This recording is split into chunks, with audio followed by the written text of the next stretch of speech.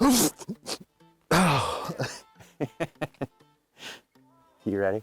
Yeah. Go ahead. Welcome back to Ask the Energy Advisor. I'm the Energy Advisor at Noble REMC, Brian Hawk. Today's video is going to be all about AC maintenance, cleaning. We're here in early spring, Northeast Indiana, so figured it'd be a good time to talk about what to expect your air conditioner to be able to do when it gets hot. A lot of what we're going to talk about here today will pertain to an AC unit or a heat pump. They're essentially the same process. The difference is the heat pump, you've more than likely been using it, but it's still a good idea to do an annual maintenance on that as well.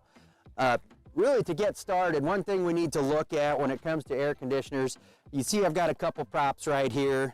When I do energy audits and I get a high bill complaint in the summertime, more than not, I come out and they've got weeds growing around it, or they have plants, you know, landscaping around it. So we've thrown some spike grass in there and some climbing ivy that just illustrates, is all it's going to do, just try to illustrate what I see when I do an energy audit. An air conditioner is designed, it's pulling air across these coils and exhausting it out the fan here. So anytime you impede the progress of that, or the process, you know, you're going to choke that airflow down, and it's going to make that refrigerant get much hotter. That in turn will cause problems with your compressor. You know, you're going to have the compressor's going to work harder, could have a potential failure. So we want to keep everything free and clear from around the AC or the heat pump unit. Something else we want to look at is the unit level, you know, and I don't expect you to come out with a 2-foot level and level everything up, but you can visually take a look at that, and if it looks like it's out of level pretty decent, that could cause an oil problem. Again, could lead to premature failure of a compressor. So with that, you know, it's really looking at the condition of it. A lot of times you'll look at the front of it and it looks really clean. You know, you come around to a side or the back of it. The back of it's really where you're going to see most of the contaminants. You know, to be honest with you, if you've got lawn right up against it and you mow into it, the clippings of the grass can get stuck in there too. So we're just really looking at this point of the video just for the condition of it. Everything here as far as being level looks good, so we're going to get started with the cleaning process. Okay, so before we get started, we're just going to talk about some tools you're going to need and just some safety items. Anytime you're using a spray cleaner, it's always a good idea to wear eye protection. Anytime you look at a can of cleaner, it should tell you that it's going to be harmful if it's gotten into your eyes or on your skin. As far as personal protection for your skin, again, it's cold outside today, so I've got long sleeve, and I'm going to take a playbook out of John Wayne's book and throw caution to the wind. So for cleaners, any local hardware store should have an AC cleaner. It's a foaming cleaner. We're going to spray it on there. We have a real fine brush or bristled brush. We're not going to get in there very aggressively. We're just going to use this to get some of the heavy contaminants out of there.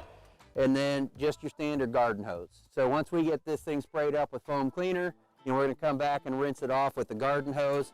It's very important to understand when you're dealing with these fins, these are very lightweight, typically aluminum fins, and they do bend and manipulate easy. So the less force, the better. Always try the gentlest process first. And so we're going to get this sprayed up. One thing I didn't point out earlier is when you're looking at the condition of your AC or your heat pump unit, check your outside insulation on your refrigerant line. That's going to help the air conditioner or the heat pump run more efficiently as well. So with that, we're going to go ahead and get this sprayed up. We're going to let it sit, do a little brush of work on it, and try and get you some good footage. Now, as you're spraying, you ought to be able to see this penetrate the fins, bubble out. You know, it'll start bringing dirt and contaminants with it. Again, keep the can 10-12 inches away from the AC unit. We're trying not to bend any of the fins. This stuff is pretty well self-explanatory when it comes to trying to get into clean.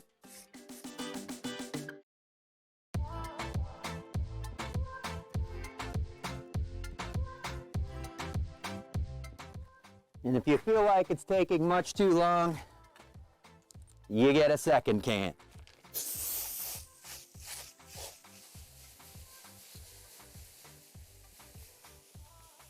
Keep in mind that less is more. Again, we don't have this hose on jet.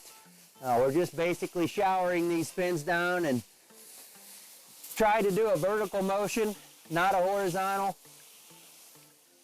And I know it's tough to see with the camera, but we're washing all those contaminants right down and out of the fins. So this is some of the stuff we saw on the backside. Again, this is super saturated. It's just pollen, dander. If you've got cottonwood trees in the area, that's a big time contributor to stuff like this.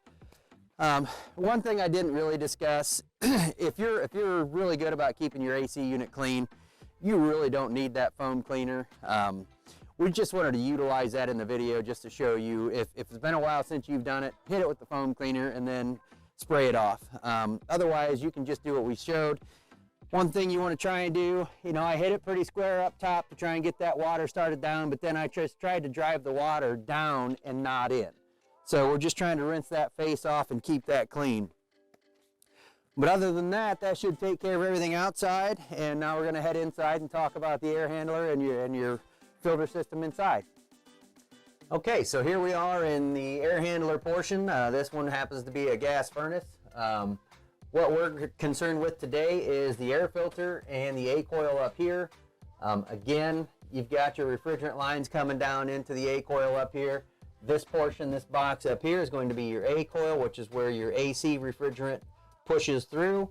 Your air blows, this is an upflow furnace, so your air blows up across that A-coil and into the home. Just a couple of things, we talk about the insulation on these lines. The refrigerant, when we're talking about airflow and delivering air conditioning to the home, a lot of times when they set up in a new home, they have to test the unit to make sure it's operating properly. So you'll be able to find a pinhole, small hole up here.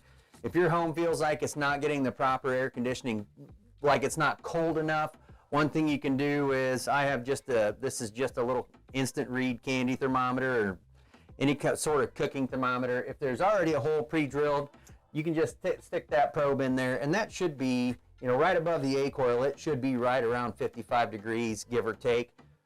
If you're experiencing anything, especially grossly over that, it'd be a good time to have a conversation with your local contractor.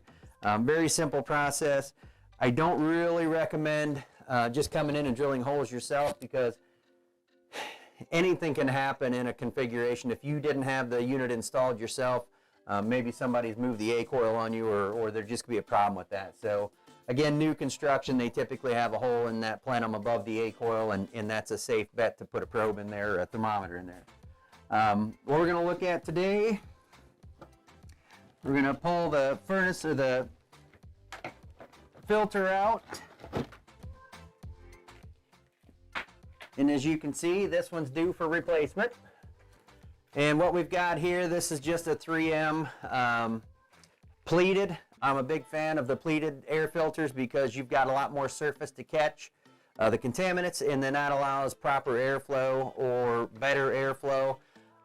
Not a real big fan of fiberglass furnace filters. They catch just large particles only. But to each his own. I guess everybody has an opinion.